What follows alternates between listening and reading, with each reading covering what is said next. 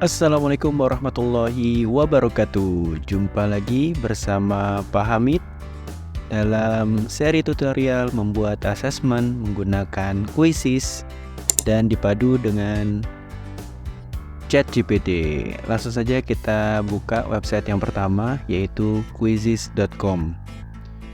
Quizizz.com ini adalah platform untuk membuat asesmen yang tampilannya seperti bermain game, ya. Jadi untuk menampilkan ujian yang menarik untuk anak-anak, langsung saja kita klik tombol sign up dan masuk dengan menggunakan email yang sudah terdaftar di komputer Bapak dan Ibu sekalian. Kemudian pastikan pilihnya yang school karena kita di sekolahan. Selanjutnya, I am a teacher. Pilih sebagai guru. Kemudian karena di sekolah kita asumsikan ada perangkat, maka kita pilih yes.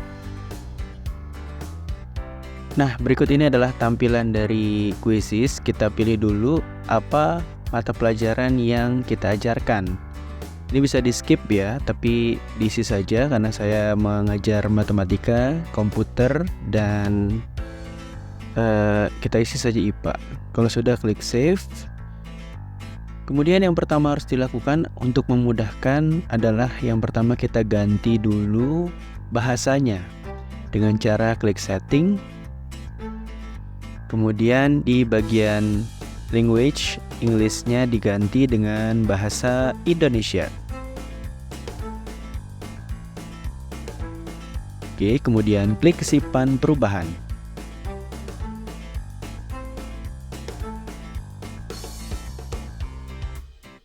Oke, pertama-tama kita buat soal dengan klik tombol buat. Pilih kuis. Ya, ini bisa berbentuk presentasi. Kita pilih kuis, buat dari awal.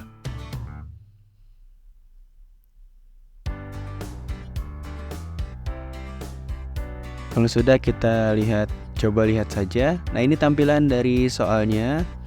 Seperti biasa, ini adalah nomor soal ya. Kalau nomor soalnya ada 10, nanti akan ke bawah. Ada pertanyaan dan opsi jawaban.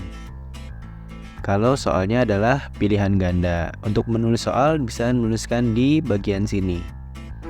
Selanjutnya, soal bisa kita ganti menjadi pilihan ganda, isi bagian yang kosong, susun ulang, menjodohkan, seret dan lepas, drag and drop ya.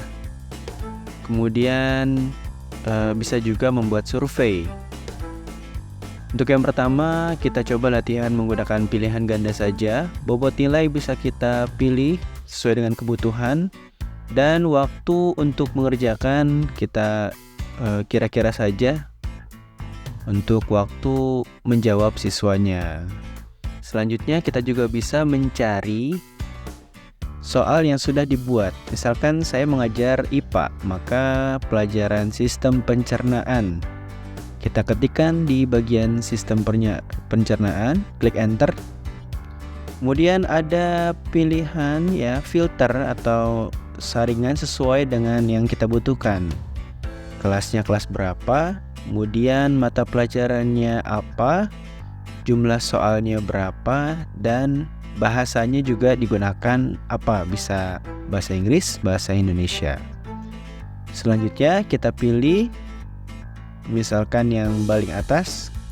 Kita bisa menambahkan semua soal yang ada pada kuis ini menjadi kuis milik kita ya, dengan cara klik tambah semua 20 soal, atau dengan memilih soal yang kita butuhkan saja.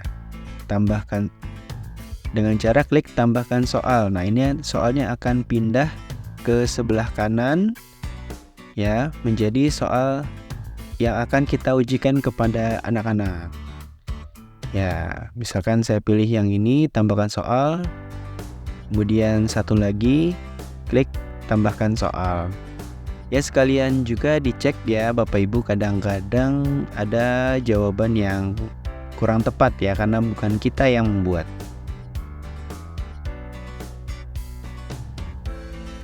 Oke, klik tambahkan soal ya. Ini saya untuk contoh saja ada 5 soal yang sudah kita ambil ya dari guru lain yang sudah membuat soal sebelumnya. Nah, kalau kita klik review, maka tampilannya akan menjadi seperti ini nanti ketika dimainkan. Nah, ternyata permasalahannya adalah soal-soal yang sudah dibuat kadangkala itu terlalu mudah ya, karena sekarang ini kita ditugaskan untuk membuat soal HOTS ya, berbasis HOTS. Nah, maka kita harus membuat soal yang baru. Untuk itu kita menggunakan bantuan dari AI, dalam hal ini adalah ChatGPT. Kita daftar dulu dengan cara klik login, kemudian continue dengan akun Google yang kita punya. Kemudian setelah itu pilih ChatGPT. Klik OK, let's go, dan kita klik new chat. Ya, kita buat chat baru. Kalau saya biasanya, meskipun ini tidak harus ya Bapak Ibu, saya mau menyapa ChatGPT dulu. Iya, halo, how can I assist you today? Ya, saya juga bisa menanyakan kabar ya, apa kabar gitu ya. Oke, nah dijawab, saya hanya sebuah program komputer, jadi saya tidak memiliki perasaan ya. Oke, nah kita harus tahu juga batasan-batasan apa saja dari ChatGPT ya sebelum kita pergunakan untuk membantu tugas kita. Nah, di sini ada beberapa keterbatasan yang harus kita ketahui. Yang pertama, keterbatasan pengetahuan ya, terbatas pada September 2021 Bapak Ibu. Jadi kalau ChatGPT kita kita tanyakan pertanyaan yang terjadi setelah September 2021, ChatGPT tidak akan menjawabnya. Seperti contoh prediksi pemilu 2024 ya, ChatGPT belum ada datanya. Jadi data terakhir adalah September 2021. Kemudian ketidakmampuan penalaran kontekstual, tidak memiliki kemampuan penilaian moral, dan lain sebagainya. Silakan dipatuhi dan dibaca dengan saksama. Oke, selanjutnya langsung saja kita ketikkan pesan. Contohnya, bisa bantu saya sebagai guru IPA ya, guru IPA. Misalkan saya guru IPA, mata pelajaran IPA kelas 8 SMP. Oke, enter.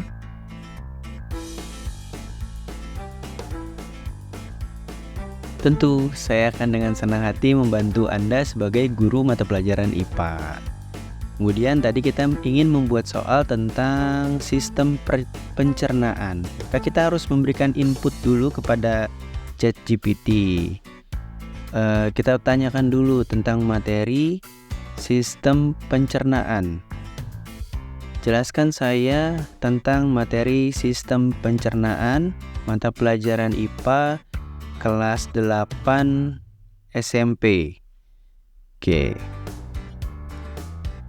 Nah, ini dia. Muncul ya, sistem pencernaan manusia ada mulut, kerongkongan, lambung, usus halus, usus besar, ruktum, dan fungsi sistem pencernaan. Ada pencernaan mekanis, pencernaan kimiawi, pencernaan nutrisi, dan lain-lain. Nah, Bapak Ibu juga bisa menanyakan lebih detail lagi ya satu-satu dari sistem pencernaan mulut, misalkan minta lebih detail tentang kerongkongan, lambung, ya dan sebagainya. Silakan guru IPA dicek apakah materi yang disampaikan oleh ChatGPT sudah sesuai atau belum. Ya kalau belum sesuai kita berikan pertanyaan-pertanyaan lain yang sekiranya akan digunakan untuk membuat pertanyaan ya, atau yang akan dijadikan sebagai soal. Oke, selanjutnya ini saya minta lebih didetailkan lagi tentang gangguan pencernaan dan cara menjaga kesehatan sistem pencernaan.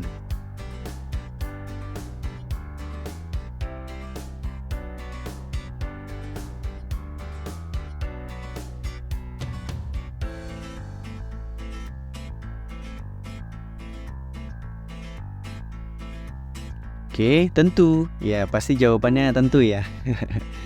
Ada gangguan sistem pencernaan, ada sakit MAH, GERD, gangguan usus besar, sindrom usus besar yang teriritasi, dan cara menjaga kesehatan pencernaan. Ada makan seimbang, minum cukup air, pengaturan porsi makan, dan lain-lain. Nah, kita bisa langsung ditanyakan nih. Dari materi di atas, tolong buatkan saya 10 soal lengkap dengan penjelasan dan kunci jawabannya. Enter. Nah, ini langsung ChatGPT menuliskan soal nih. Apa yang menyebabkan penyakit reflux saat lambung atau GERD? Nah, kunci jawabannya juga diberikan. Oh ya, ini belum ditambahkan menjadi soal pilihan ganda ya. Ini kalau misalkan jawabannya adalah isian singkat atau esai. Oke, sekarang kita akan konversikan menjadi soal HOTS ya Bapak Ibu. Soal HOTS, maka kita berikan inputan terlebih dahulu kepada ChatGPT tentang soal HOT ya. Higher Order Thinking Skill, supaya soal HOTS yang diberikan sesuai dengan apa yang kita inginkan. Jadi sebelum membuat pertanyaan, kita berikan inputan terlebih dahulu kepada ChatGPT supaya ChatGPT-nya ini belajar Bapak Ibu ya. Apa saja kaidah dalam membuat soal HOTS? Yang pertama, mendorong pemikiran kritis, terbuka, berfokus pada proses, dan lain-lain.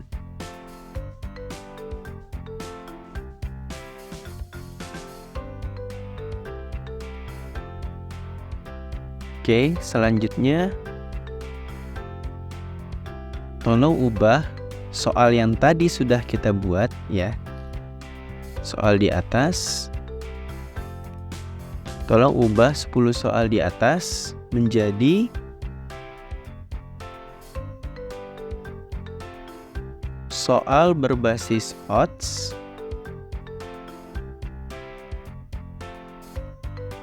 dengan lengkap dengan studi kasus.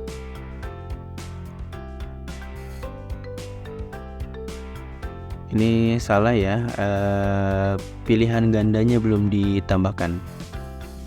HOTS dengan 4 pilihan jawaban lengkap dengan studi kasus dan kunci jawaban. Enter. Nah, tentu saya akan mengubah 10 soal sebelumnya menjadi soal berbasis HOTS dengan 4 pilihan jawaban. Nah, di sini lengkap ya. Pertanyaannya dilengkapi dengan studi kasus Bapak Ibu.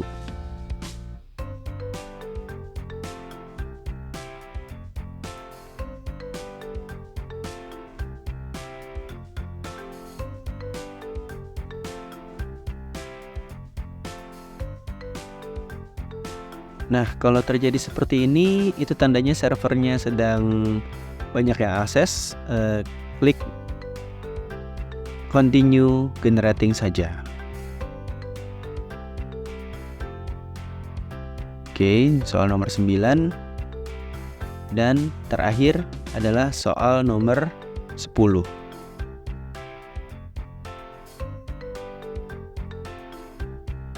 Oke, dengan soal berbasis HOTS ini kita buat dengan bantuan dari ChatGPT. Selanjutnya adalah kita kopikan pertanyaan-pertanyaan yang menurut kita sudah sesuai. Ya, kita kopikan ke quizzes yang tadi sudah kita buat 5 soal sebelumnya. Ya. Saya akan mengcopy pertanyaan dari soal nomor 2. Ya, tentang sakit perut kronis atau mengeluh sakit perut yang kronis. Ya, ini ya, kita copy. Klik kanan copy, kemudian kita buat soal yang baru, bentuknya pilihan ganda. Kita pastekan di bagian sini. Nah, kemudian pilihan jawabannya bisa di-copy satu persatu atau bisa langsung di-copy semuanya dan nanti dirapihkan di quizzesnya. Ya, yang mana yang menurut Bapak Ibu paling mudah caranya, bisa satu persatu atau nanti copy sekaligus A, B, C, D-nya kemudian dirapihkan di quizzesnya.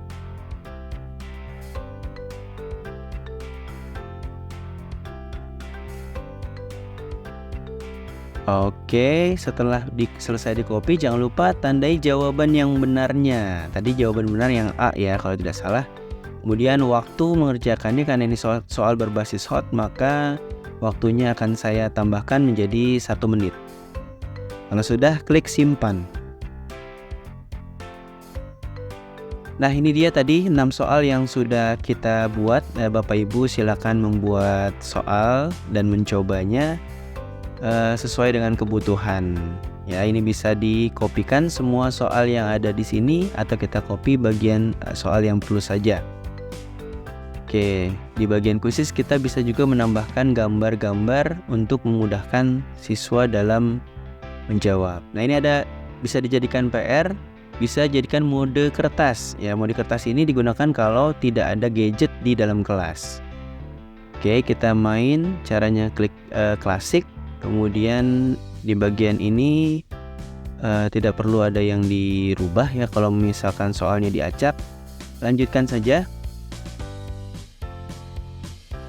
Nah, ini merupakan tampilan dari quizzes laptop kita Bapak Ibu ya. Cara untuk memainkannya adalah dengan klik link ya, copy link, atau dengan masukkan QR code jadi siswa langsung scan barcode-nya, atau dengan memasukkan kode game ya dengan cara klik quizzes.com menggunakan browser di gadget siswa dan masukkan kodenya 526952. Nah, ini saya akan coba masuk ya menggunakan handphone saya dan masuk ke dalam sini ya, masukin kode 526952.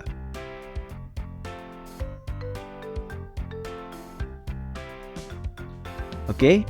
Nah, ini sudah masuk ya. Saya menggunakan handphone Abdul Hamid, kemudian klik mulai. Nah, di sini kita bisa memantau dan memandu siswa yang sedang asik bermain game. Nah, ini soal yang benar ataupun salah nanti akan muncul di sini. Nah, ini soal nomor 1 benar. Kalau misalkan salah, dia akan berubah menjadi merah ya. Kalau merah itu salah dan akan ada peringkatnya nih. Ya, jadi peserta didik lebih antusias. Ya, ini karena hanya contoh, kita akhiri saja. Setelah kita akhiri, bisa melihat urutan jawaban peserta didik yang menjawab paling benar. Nah, bisa juga kita analisis ya soalnya baik satu persatu. Kita juga dapat melihat analisis butir soal siswa sehingga dapat mengetahui mana yang jawabannya sudah benar semua dan mana pertanyaan yang masih banyak peserta didik yang salah gitu. Ya, jadi bisa dilakukan pengayaan setelahnya. Itu saja yang dapat saya sampaikan pada kesempatan kali ini. Kurang dan lebihnya mohon maaf. Sampai jumpa di lain kesempatan. Wassalamualaikum warahmatullahi wabarakatuh.